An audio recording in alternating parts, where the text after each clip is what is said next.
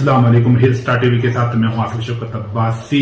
आज के हमारे मेहमान हैं खित्ता कोसार की हर दिल अजीज शख्सियत, सीनियर सहाफ़ी हैं, तजिया निगार हैं तोफैल अब्बासी साहब। और आज का हमारा जो प्रोग्राम है जिला मरी के हवाले से जो इसका नोटिफिकेशन है मुअत्तल हुआ और उसके बाद मुख्तलिफ बंदों ने वहां पे जो रेट भी दायर किए हैं उस मसले के खिलाफ, तो जानेंगे कि जो जिला मरी तीन माह तक तकरीबन रहा और इन 3 माह के अंदर कितने लोगों के मसाइल हल हुए। क्योंकि तोफैल भाई साहब की बहुत गहरी नजर रहती है कि प्रेस क्लब के अंदर अक्सर यहाँ पे ये ड्यूटी भी देते हैं, ये यहाँ पे बैठते भी हैं, लोगों के मसाइल भी सुनते हैं और डेली की बिना पे सैटेलाइट टीवी चैनल है उसके ये सहाफ़ी भी हैं पब्लिक न्यूज के। इसके साथ साथ मुख्तलिफ अखबारात के साथ भी, न्यूज पेपर के साथ भी अटैच है। लेकिन जानते हैं कि 3 माह के अंदर अवाम को किस हद तक फायदा हुआ। अस्सलाम वालेकुम। जी वालेकुम सलाम। तो फैल भाई कैसे हैं आप? जी अल्लाह का करम। सर सबसे पहले बहुत शुक्रिया टाइम देने का। जी शुक्रिया।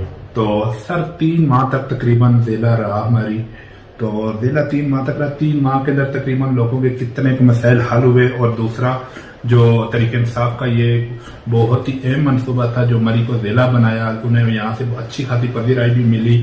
तो अब ये 3 माह के अंदर निगरान हुकूमत ने इसका नोटिफिकेशन को मुअत्तल कर दिया गया। बहुत सारे लोग इसके शदीद कम और गुस्से में भी है कि मसाइल शायद हमारे हल हो जाती जिला मरी के अंदर। तो 3 माह के अंदर आपने क्या करकर्दगी देखी जो यहाँ पे जिन अफसरान की तैनाती हुई? देखिए जी, जिला मरी इसका एक नोटिफिकेशन के लिए इसे को जिला मरी का दर्जा दिया गया। एक सानिया हुआ जिसमें तकरीबन 22 जानें चली गई बर्फबारी के दौरान। उसके बाद जो है वो पंजाब हुकूमत ने इंतजामात को बेहतर बनाने के बजाय 2 तहसीलों पर मुश्तमिल एक जिला बना दिया। चूँकि साने का मामला हाई कोर्ट में भी रहा और हाई कोर्ट ने भी यही फैसला दिया। उन पटिशनर की दरख्वास्त करके जो इंतजामी अमूर थे वो बेहतर नहीं थे, इसलिए ये सानिया पेश आया। इसके बाद इसको जिला का दर्जा दे दिया। जो नोटिफिकेशन के लिए हुआ चाहिए तो ये था कि लेजिस्लेशन की जाती, सूबाई असम्बली में इसको बाकायदा कानून साजी की जाती, बोर्ड ऑफ रेवेन्यू से सिफारिशात ली जाती कि इस जिले के सोर्स ऑफ इनकम क्या होंगे, ये जिला कैसे फंक्शनल होगा, इस जिले को किस तरह ऑपरेट किया जाएगा। और 2 दरबे का तायन नहीं किया गया। आप देखें कि 1957 जो है वो मरी काउटा, कोटली सतियां और कलर सिदर की कुछ यूनियन काउंसिल, ये 3.5 तहसीलों पर मुश्तमिल हल्का है। अगर इलेक्शन कमीशन इन 3 तहसीलों 3.5 तहसीलों पर इलेक्शन करवाता है तो एक मेंबर कौमी असम्बली 2 जिलों से मुंतखब होकर अवान में जाएगा। जबकि कानून ये कहता है कि एक जिले से एक मेंबर कौमी असम्बली उस जिले के अंदर से जो है वो इलेक्शन लड़ सकता है, किसी दूसरे जिले में नहीं जा सकता। फिर उस मेंबर कौमी असम्बली के नीचे 2 सूबाई नशिस्तें होती हैं। उन नशिस्तों के हवाले से भी कोई प्लानिंग नहीं की गई कि 2 नशिस्तें होंगी, कितनी पॉपुलेशन पे होंगी, वो तहसील मरी और तहसील कोटली सतिया में क्या 2 MPA जो है वो मुंतखब होंगे, जिनके सूबाई हल्कों का भी कोई तायन नहीं किया गया। इन सारे मुश्किलात और प्रॉब्लम को देखते हुए निगरान हुकूमत ने जो माशी सूरत हाल है पंजाब की और पूरे मुल्क की, उसको मद्देनजर रखते हुए इस नोटिफिकेशन को मुअत्तल किया गया है। और इसको खत्म नहीं किया गया बल्कि मुअत्तल किया गया है कि जब तक नई हुकूमत आती, चाहे वो इसको सूबाई असम्बली में लेकर लेजिस्लेशन करे, कानून साजी करे और इसको मजीद तफसीलें डालकर इसको जिला बना दे या इसको खत्म कर दे। लेकिन फिलहाल जो उनको प्रॉब्लम आ रही है, अगर वो इस तरह नहीं करते तो क्या एक मेंबर कौमी असम्बली 2 जिलों से इलेक्शन लड़ेगा, क्या 2 जिलों में सिर्फ एक जिले में सिर्फ एक MPA होगा। ये बहुत सारी टेक्निकल प्रॉब्लम है जिनके बायस जो है वो उनको ऐसा करना पड़ा। मुख्तलिफ लोगों ने पटिशनें भी दायर की हैं Rawalpindi bench, high court Rawalpindi bench में।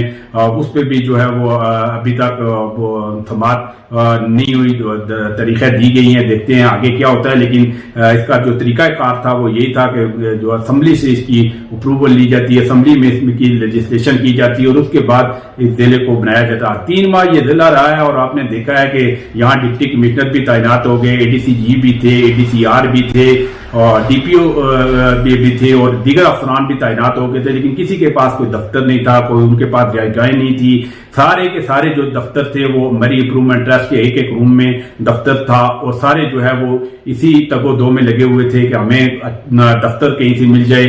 अफसरान भी इसी तगो दो में थे कि हमें रिहायशें मिल जाए, लेकिन रिहायशें नहीं मिल रही थी। फिर जिले हेडक्वार्टर का जो नोटिफिकेशन करने से पहले तयन नहीं किया गया कि जिले हेडक्वार्टर कहाँ होगा।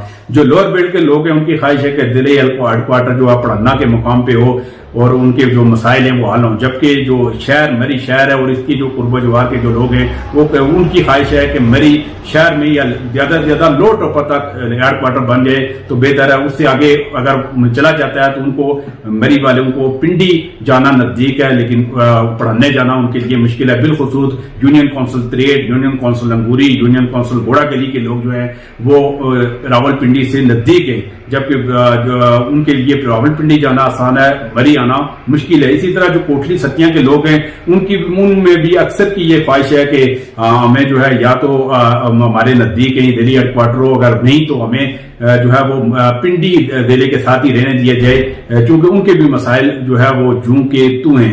تو اس حوالے سے جو لوگ یہ کہہ رہے ہیں تو ابھی اس 3-4 ماہ میں صرف ایک پیپر ورک کیا گیا ہے کہ مری کے تمام جو کاروباری حلقے ہیں، جو ہوٹلیئر ہیں، جو دیگر جو شعبے ہیں جو مری شہر میں ہیں، جو ان پہ کتنا بوجھ ڈالا جائے ٹیکسیز کے حوالے سے، دیگر جو ہے جو چیزیں ہیں وہ ان پہ ڈال کے تو جو ضلع کے جو اخراجات ہیں ان لوگوں سے پورے کیے جائے۔ جب ان افسران نے ادھر کا رخ کرنا تھا تو نوٹیفکیشن معطل ہو گیا، اگر نہیں تو یہ آنے والے جو گرمائی سیزن ہے اس میں تمام جو ہوٹل کے لوگ ہیں، جو جو تاجر برادری ہے اور دیگر جو لوگ ہیں ان کے خلاف انہوں نے گاہ بگاہ جو ہے کوئی نہ کوئی کارروائی کرنی تھی اور مزید مسائل پیدا ہونے تھے۔ ماں سوائے جی ٹی روڈ کے ٹول پلازا کے اس ضلع کے پاس انکم کے سورسز کوئی نہیں ہے۔ کوٹلی ستیاں کا ایک بازار ہے جس میں 100 دکانیں یا 50 ہیں، یا وہاں سے تو انکم جنریٹ ہو ہی نہیں سکتی۔ اس بازار کے لیفٹ اور رائٹ جو ہے وہ دیہات ہیں اور دیہاتوں سے تو آپ انکم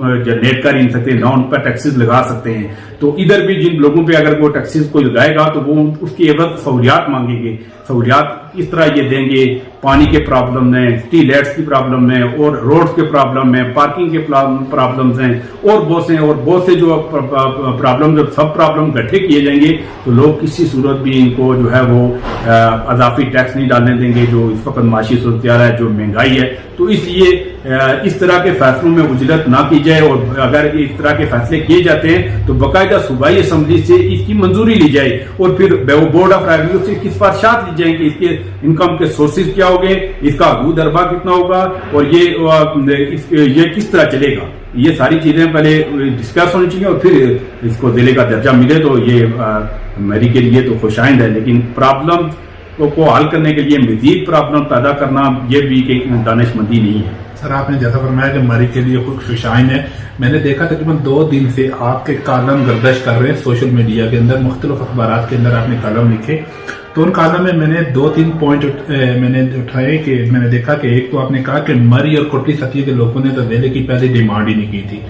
دوسرا آپ نے کہا کہ جو وہاں پہ 15 یوسف تھی اس میں سے کم کر کے 9 کر دی گئی، ٹھیک ہے، تو ذرا اس کی وضاحت کر دیں۔ دیکھیں مری جو ہے وہ اس میں 15 یونین کونسلیں ہیں، اور جو کوٹلی ستیاں ہیں اس میں 10 یونین کونسلیں ہیں۔ یہ 2 تحصیلوں کی 25 یونین کونسلیں ہیں، اور جب یہ نوٹیفکیشن ہو گیا تو اس کے کچھ 1 یا 1.5 ماہ بعد پھر جو ان یونین کونسلوں کو کم کر کے 9 کر دیا گیا، یعنی کہ 9 یونین کونسلوں پہ ایک ضلع جو ہے وہ آپریٹ کر رہا ہے۔ آپ اندازہ لگائیں کہ یہ ضلع کس طرح چلے گا، کیسے چلے گا، اس کی کس طرح جو ہے وہ حکمت عملی بنائی گئی ہے، اور کس طرح اس کی پلاننگ کی گئی ہے کہ 25 سے یہ یونین کونسلوں کی تعداد 40-45 کر دی جاتی تو پھر بھی کوئی سمجھ آنے والی بات تھی، لیکن 25 یونین کونسلوں سے کم کر کے اس کو 9 یونین کونسلیں کر دیا گیا۔ اور پھر آپ دیکھیں سانے کے بعد یہ ضلع نوٹیفائی ہو گیا، نہ تو مری میں آپ بھی صحافت سے وابستہ ہیں، ہم سارے لوگ صحافت سے وابستہ ہیں، کسی فورم پہ بھی، کسی مظاہرے میں، کسی فورم پہ بھی ضلع بنانے کا کوئی مطالبہ نہ کوٹلی ستیہ کے عوام نے کیا اور نہ مری کے عوام نے کیا۔ ہاں البتہ بار بار یہ کہا جاتا رہا کہ مری کے انتظامی امور کو بہتر کیا جائے، تو اگر ضلع بنانے کے بجائے اگر مری میں 2 اسسٹنٹ کمشنر لگا دیے جاتے، ایک اسسٹنٹ کمشنر رورل اور ایک اربن، اور جو لوور بیلٹ کے لوگ ہیں وہاں نیو مری میں اس اسسٹنٹ کمشنر کا آفس ہوتا اور وہ ان 7 یونین کونسلوں کو دیکھتا، اور جو شہر کا اسسٹنٹ کمشنر ہوتا وہ شہر کے قرب و جوار کی جو 7-8 یونین کونسلیں ان کو دیکھتا، تو انتظامی امور بہتر کیے جا سکتے تھے۔ اتنے چھوٹے سے ضلع میں افسران کی جو ہے اتنی بڑی فوج، اور ہر شاہراہ پر آپ کو جو ہے درجن بھر گاڑیاں سرکاری گھومتی نظر آتی۔ یہ صرف جو ہے وہ وسائل کا ضیاع تھا. یہ اس طرح ذیلیں چلتے نہیں ہیں اور اس طرح ذیلیں بنتے نہیں ہیں. تو فیض بھائی صاحب آپ ماشاءاللہ سینئر صحافی ہیں, آپ پریس کلب میں یہاں بھی بیٹھتے ہیں, آپ کی نظر ہوتی ہے جو علاقے کے مسائل ہیں, تو ہمارے علاقے کی جو محرومی ہے وہ کس طرح ختم ہوگی, یہاں کے جو مسائل ہیں؟ دیکھیں جی, یہ محرومیاں ڈسٹرکٹ بنانے سے تو ختم نہیں ہوں گی. یہ محرومیوں کی یہ ہے کہ چیزوں کو ان کی پرائرٹیز پہ حل کیا جائے. فرق کریں یہاں گرمائی سیزن میں پانی کا بڑا پرابلم ہوتا ہے, تو پہلے ایک چیز کو حل کر کے پھر دوسری کی طرف جایا جائے. پانی کے لیے منی ڈیم بن سکتا ہے دھار جاوا رو کے مقام پر, کھانی تک پانی کے سورسز ہیں وہاں ایک منی ڈیم بن سکتا ہے. تو پہلے جو پرائرٹیز ہیں ان کو دیکھا جائے کہ کون سے مسائل بڑے ہیں, بڑے مسائل کو حل کیا جائے. پانی ہے, اس کے بعد پارکنگ کا مسئلہ ہے, اس کے بعد یہاں بجلی کا بریک ڈاؤن ہے بار بار, اس کو بہتر کیا جائے. پھر یہاں کی شاہراہیں ہیں ان کو بہتر کیا جائے. تو اس طرح جو ہے نا وہ مرحلہ وائز یہ چیزیں بہتر ہو سکتی ہیں. یہ نہیں ہو سکتا کہ 10 اور 15 اور 20 مسائل اکٹھے لوگوں کی خواہش کے مطابق حل ہو جائیں. یہ ایسا ممکن نہیں ہے, کیونکہ مالی وسائل جو ہیں وہ انتہائی کم ہیں, اور ہمیں جو ہے اس چیزوں پہ ان کو فوکس کرنا چاہیے. ہمیں خود اہل مری کو جو ہمارے منتخب نمائندے ہیں وہ 3-4 ایسے جو میجر پرابلمز ہیں ان کو لیں, اور پہلے جو 2 برس ہیں یا 1 برس سے پہلے ان کو حل کریں, پھر آگے جو مزید جو مسائل ہیں ان کو حل کرنے کی طرف جائیں. آپ دیکھیں کہ مری میں یونیورسٹی بن گئی ہے, سب لوگوں نے خوشی کا بھی اظہار کیا, لیکن یونیورسٹی تو بن گئی ہے لیکن یونیورسٹی کے بعد کالجز ختم ہو گئے ہیں. ان کالجوں میں ضم کیا گیا, کالجز جو انفراسٹرکچر تھا وہ موجود نہیں تھا, اور کالجز کو جو ہے وہ یونیورسٹی بنا دیا گیا, اور کالجز کی کلاسیں ختم کر کے یونیورسٹی بن گئی ہے. تو اس پہ بھی آپ جو چند لوگ اس پہ بھی اعتراض کر رہے ہیں کہ کالجز ختم نہیں چاہیے. کالج کا سٹاف بھی اس پہ بار بار باتیں کر رہا ہے. جب ہم یہ بات کرتے ہیں تو کچھ لوگوں کو ناگوار گزرتی ہے کہ بھائی فلاں نے نہیں بنائے, فلاں نے بنائے, چیزوں کو بنائیں, لیکن پراپر قانون کے مطابق اور جو پراپر طریقہ کار ہے اس کو اگر اختیار کر کے بنایا جائے تو میرے خیال میں مسائل کم ہوں گے, مسائل بڑھیں گے نہیں. آپ یونیورسٹی بن گئی لیکن کالج کے مسائل جوں کے توں ہیں. آپ مزید 2-3 کالج بننے ہیں, وہ کہاں بنیں گے, کیسے بنیں گے, یہ جو ہے وہ مسئلہ ہے. سر یہ مری بروری کے مقام پہ 88 کنال کا رقبہ یونیورسٹی کا ہے بھی, تو وہاں پہ ان کی بلڈنگ بن سکتی ہے. ہم تو یہی کہہ رہے ہیں کہ جو یونیورسٹی ہے اس کے لیے علیحدہ ایک زمین جو ہے وہ خریدی جائے. اگر زمین موجود ہے تو انفراسٹرکچر کھڑا کیا جائے تاکہ یونیورسٹی جو ہے وہ علیحدہ ہو, اس کا سارا انفراسٹرکچر علیحدہ ہو, اس کا ایڈمن بلاک اس کے ساتھ ہو. آپ دیکھیں نا کہ ایڈمن بلاک کشمیر پوائنٹ میں کچھ کلاسز جیگا گلی میں ہیں, کچھ کلاسز جو ہے وہ مال روڈ پہ ہیں, اور کچھ کلاسز جو ہیں وہ پنجاب ہاؤس کے ایک بلاک میں ہیں. تو اس طرح جو ہے نا وہ بکھری ہوئی یہ یونیورسٹی ہے, اس کو ایک جگہ یکجا کیا جائے تاکہ ایک تو بچوں میں جو ہے وہ جو کانفیڈنس ہے وہ ڈیولپ ہو, اور دوسرا جو ہے نا وہ یونیورسٹی دیکھنے میں بھی نظر آئے, اور اس کا جو انوائرمنٹ ہے اس سے لوگ متاثر ہو کر جو دیگر جو شہروں کے لوگ ہیں وہ بھی بچے یہاں داخل کروائیں. سر جس طرح آپ نے کہا کہ مری میں مقامی لوگوں کو بھی جو ٹورسٹ بھی آتا ہے دنیا بھر سے, تو یہاں پہ سب سے بڑا جو مسئلہ ہم نے کہا کہ پانی کا ہے, یہ واقعی بار بار سننے میں بھی آ رہا ہے, اور ساتھ یہاں پہ جو واش روم ہے ان کا بھی مسئلہ ہے. تو اگر بلک واٹر جو منصوبہ تھا سردار سلیم صاحب کا جو سیاست کی نظر ہوا, اگر وہ ہو جاتا تو کیا اس سے یہ جو پانی کی قلت ہے ختم نہ ہو جاتی؟ بالکل ختم ہو جاتی, لیکن اس میں ہمیں تو کوئی نہیں پتا, لیکن ٹیکنیکل جو پرابلمز آئی ہیں اس کی وجہ سے وہ تو ختم ہو گیا. وہ اب میرے خیال میں وہ آپریٹ نہیں ہو سکتا. سر وہ کروڑوں روپے کے جو اربوں روپے کے بلکہ پائپ وہاں پہ زنگ آلودہ, اور اتنے بڑے بڑے پائپ, آپ جب نیو مری شہر وہاں سے شروع ہوتا ہو ایکسپریس وے تک جگہ جگہ پہ وہ پائپ پڑے ہوئے, تو یہ بھی نقصان عوام کا ہی ہے. دیکھیں وہ سیمنس کمپنی کی جو ہے وہ پائپ تھی, وہ انہوں نے جب ان کو لگانا تھا اس کے بعد انہوں نے ان کو پیمنٹ کی جانی تھی, لیکن پانی کے جو سورسز ہیں ہمیں نیئر شہر سے جو نزدیک ترین جو سورسز ہیں ان کو یوٹیلائز کرنا پڑے گا, کیونکہ بجلی انتہائی مہنگی ہے. اگر آپ اسی بلک واٹر سپلائی کو بحال کرتے ہیں تو یہ ماہانہ آپ کو 5 سے 6 کروڑ روپے جو ہے وہ بجلی کے بل کی مد میں دینا پڑیں گے, چونکہ 7 جگہوں پہ وہ پمپنگ ہوگی اور 7 جگہوں پہ موٹریں چلیں گی تو وہ شہر کو پہنچے گا پانی, اور شہر کے بعد جو ہے وہ لیفٹ رائٹ جو لوگ ہیں وہ استعمال کریں گے. تو ہمیں چاہیے کہ ہم نزدیک جو دھار جاوا اسکیم ہے, جو کھنی تاک اسکیم ہے, اور جو جس طرح برٹش گورنمنٹ نے جو ہے وہ ڈونگا گلی اسکیم دی تھی بغیر موٹریں بائی گریوٹی, وہ مری پہنچ رہا تھا پانی. اس طرح کی کچھ اسکیمیں لانچ کی جائیں, کیونکہ جیسے جیسے وقت گزرے گا تو بجلی مزید مہنگی ہوگی, اور جو بجلی کے بلوں کے جو مد میں جو اخراجات آئیں گے وہ پھر لوگوں کو بلوں کی مد میں دینے پڑیں گے, جو بہت زیادہ ہوں گے, اور لوگوں کی قوت جو ہے وہ اس وقت آٹا خریدنے کی نہیں ہے, تو وہ پانی خرید کے کیسے استعمال کریں گے. سر آپ نے قافلی کی حکومت بھی دیکھی ہے, آپ نے پیپل پارٹی کی بھی دیکھی ہے, زرداری صاحب کا دور دیکھا ہے, محترمہ بینظیر بھٹو شہید رحمت اللہ علیہ کا بھی جو دور دیکھا ہے, میاں نواز شریف صاحب کا بھی دیکھا ہے, عمران خان صاحب کا بھی دور گزرا ہے وہ بھی دیکھا ہے, ابھی شہباز شریف صاحب کا بھی دور ہے. تو کیا سمجھ رہے کہ مری کے لیے سب سے اچھی حکومت کون سی گزری جس نے مری کے لیے کچھ کیا ہو؟ دیکھا جی, مری کے لیے سب نے اپنے اپنے حصے کا کام کیا, یہ نہیں کہا جا سکتا کہ کسی نے نہیں کیا. آپ اپنے کسی بزرگ سے پوچھیں کہ 1950-1960 میں مری کیسا تھا. 1965 تک صرف مری شہر میں جو بجلی کی سپلائی تھی, دیگر جتنے بھی گاؤں ہیں وہاں بجلی نہیں تھی.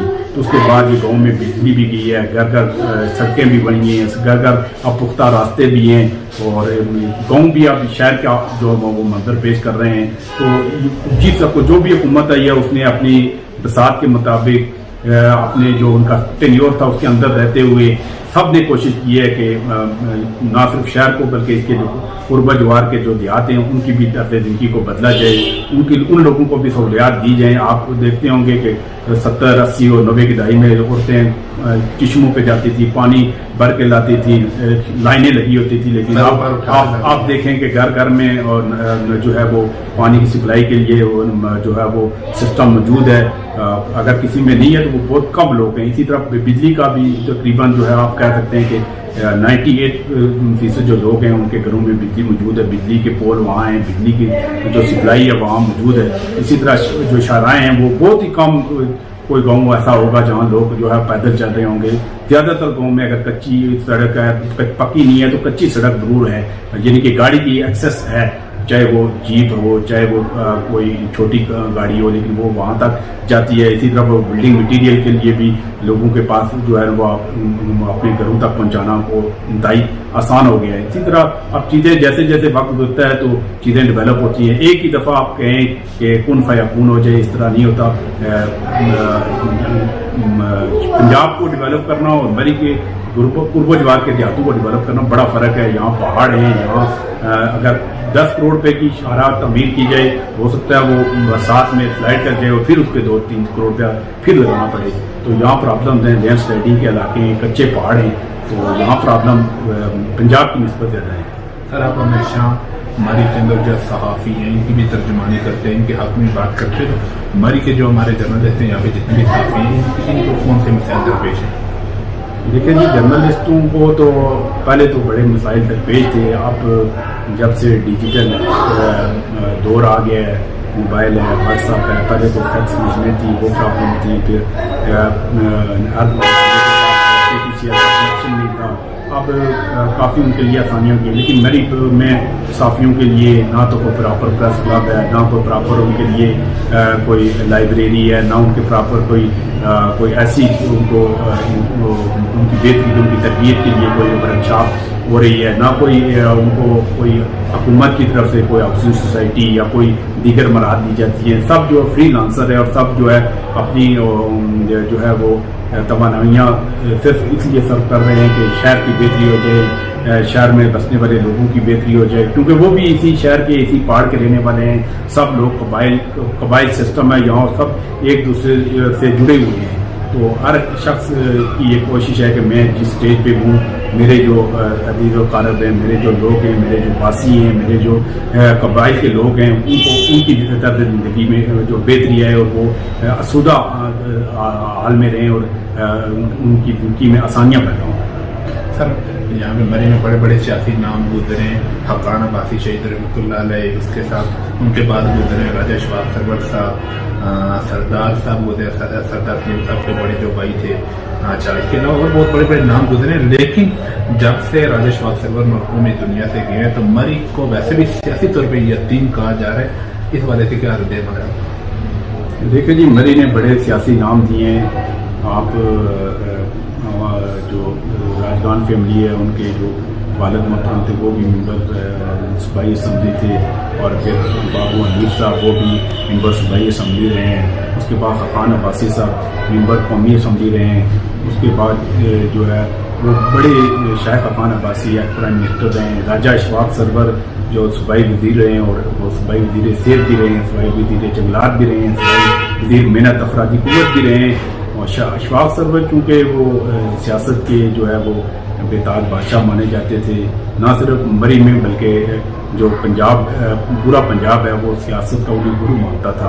اشفاق سرور کی سیاسی بصیرت کا اندازہ آپ اس بات سے لگا لیں کہ 300 سے زائد جو ممبر صوبائی اسمبلی تھے ان کو ٹکٹ جو ہے وہ راجہ اشفاق سرور وہ تقسیم کرتے تھے، وہ سکتی پنجاب تھے اور بڑے قد کاٹ کے جو شخصیت تھی۔ جب پنجاب میں کوئی کسی دفعہ بحران پیدا ہوا تو ان کا نام بطور وزیر اعلیٰ لیا جاتا تھا کہ پنجاب کے جو ہے وہ 3 بڑی طاقتور جو سیاسی شخصیات اس میں راجہ اشفاق سرور کا بھی نام تھا۔